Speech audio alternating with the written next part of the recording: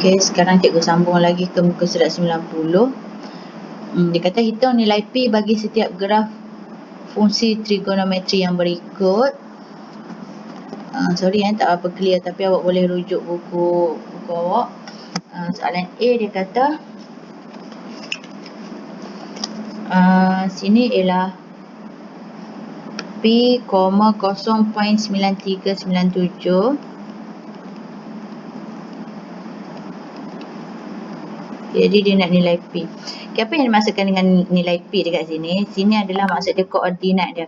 Koordinat X, Y. Jadi X tu ialah P yang kita tak tahu. Maksudnya dekat sini. Dekat sini contoh. Sudut dia ialah P. X dia dekat paksi X dia adalah P. Dekat paksi Y nilai dia ialah dekat sini. Tak sampai 1. 0.9397. Jadi bila dia dekat 0.9397 dia nak tahu nilai Y tu berapa. Dia cakap kalau X tu 0.9397, Y tu dia nak tahu nilai berapa. Kalau X tu ialah 90 kan. Kalau X tu 90, Y tu confirm 1. Sebab tu dia dekat sini 90, kita baca dia 1. Betul ke tak? Kita ujilah sin 90. Kan ni graf sin. Y sama dengan sin X. Ni graf Y sama dengan sin X. Jadi kita pun uji sin 90. Tekan kalkulator awak akan dapat 1. Jadi betul lah. Sin 90, Y itu ialah 1. Itu maksudnya. Okey. Jadi kalau kita nak tahu yang ni, maksudnya dia nak tahu sin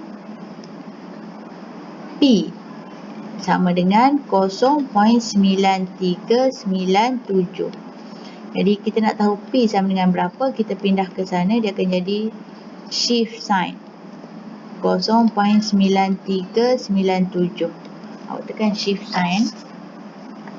Shift sign 0.9397 tekan sama dengan awak akan dapat 70 point bla bla darjah kan. Dia awak akan dapat 70 darjah. 0.00. Jadi kita akan dapat 70 darjah. Jadi dekat situ jawapan dia duduk di sukuan pertama. Kan sukuan pertama kan sebelum 90. Ni kita tahu. Ni sukuan pertama, sukuan kedua, sukuan ketiga, sukuan keempat. Dekat sini 0 sampai 90. Yang ni 91 sampai 180. Yang ni 181 sampai 270. Yang ni 271 sampai, bukan 271 sebenarnya, 270 point. Macam tu. Jadi cikgu nak mudahkan 270 sampai 271 sampai 360. Itu maksudnya lebih besar daripada 270. Jadi kalau dekat sini gambar rajah dia kurang daripada 90, jadi confirm dia duduk di sukuan pertama. Jadi jawapan dia ialah P sama dengan 70 darjah. Okey, seterusnya soalan B. Yang ni soalan B agak sukar sikit kalau kita tengok, sebab dia duduk di sukuan yang ke 90, 180. Yang ni lebih besar daripada 180. Dia duduk di sukuan yang ketiga. Okey, cikgu tunjukkan caranya.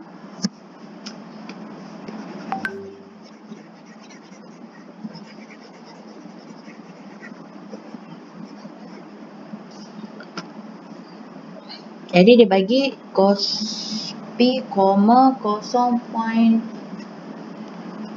P, negatif 0.2079. Okay. Ini dia punya koordinat. Awak ada buku, awak boleh tengok. Jadi macam mana kita nak jawab soalan ni? Dia adalah cos kan.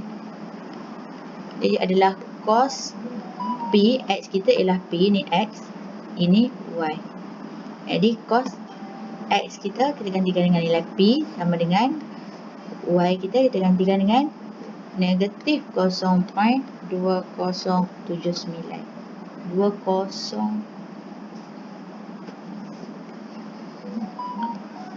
Okay, sorry. Untuk kes ni jangan tekan negatif 0.2079. Tak boleh ambil negatif. Nanti dia efek jawapan. Di P sama dengan shift cos 0.2079. Awak akan dapat 78 darjah. 78 darjah. Okey. Jangan sesekali tekan negatif. Negatif tu melambangkan dia duduk di sukuan keberapa, itu sahaja. Okey. Jadi dekat sini dia adalah duduk di sukuan yang ketiga. Jadi sukuan yang ketiga dekat bawah ni, dia lebih besar daripada 180. Jadi sudut sepadan dia awak akan dapat P sama dengan kena tambah 180 tambah dengan 78. Dapat 258 darjah. Okey, itu soalan B. Kemudian cikgu pergi ke soalan C. Cikgu tunjuk juga soalan C. Dia adalah P, negatif 1.4281. Koordinat dia P, negatif 1.4281. Okey, dalam kes ni ialah tangent. Jadi, awak tekan tangent P sama dengan negatif 1.4281. Kita nak tahu P, awak tekan shift tangent. Negatif jangan tekan Jangan tekan negatif. 1 point. Okay, jadi shift tangent 1.4281 dapat 54.999. Jadi cikgu bundarkan ialah 55 darjah. Jadi kita tengok dia duduk di sukuan keberapa. Dia adalah lebih besar daripada 90. Jadi dia duduk di sukuan yang kedua. Jadi dia duduk di sukuan yang kedua. Jadi 55 tu dekat mana? 55 tu dekat sini. Jadi cara kita nak baca dia adalah lawan arah jam sampai ke garisan. Ini yang kita nak, kawasan yang kita nak. Kawasan yang kita nak ialah 180 tolak dengan 55. Ini kawasan sukuan yang kedua. Jadi dapat 125 darjah. Kalau nak tahu betul ke tak, awak try tekan kalkulator. Tan 125 sama dengan, awak akan dapat negatif 1.4281.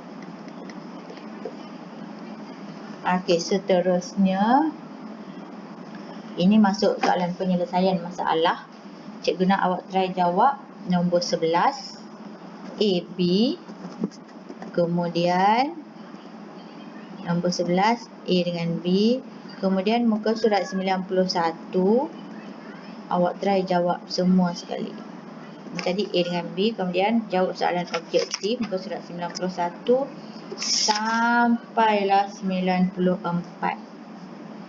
Jadi latihan buat muka surat 91 sampai 94.